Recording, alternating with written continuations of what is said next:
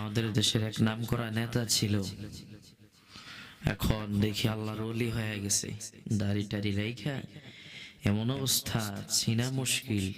আমি দেখে তো চিনতে পারিনি, অনলাইন জগতে একেবারে ভাইরাল হয়ে গেছে আমাদের সেই শামীম ওসমান সাহেব, যিনি 100-200 রাকাত 60-70 রাকাত নফল নামাজ পড়েন, তাহাজ্জুদের নামাজ পড়েন। নেট জগতে ঢুকার পরে উনার দেখলাম এখন আল্লাহর ওলি হয়ে গেছে। এতদিন আমাদেরকে বলছে আসেন খেলা হবে, কত কিছুই না বলেছে। ক্ষমতা ছিল এতদিন বুঝতে পারে নাই, আল্লাহকে চিনে নাই, রসুলকে চিনে নাই। এখন ক্ষমতা হারাইছে, এখন বুঝছে যে আমার আল্লাহ দরকার, আমার রসুল দরকার। এখন বুঝেছে দাড়ির মর্যাদা, যে না, আল্লাহ চাইলে কি না করতে পারে।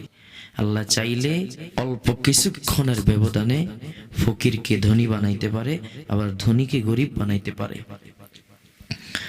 বুঝে ফেলাইছে যে না, দুনিয়া তো কিছুই না।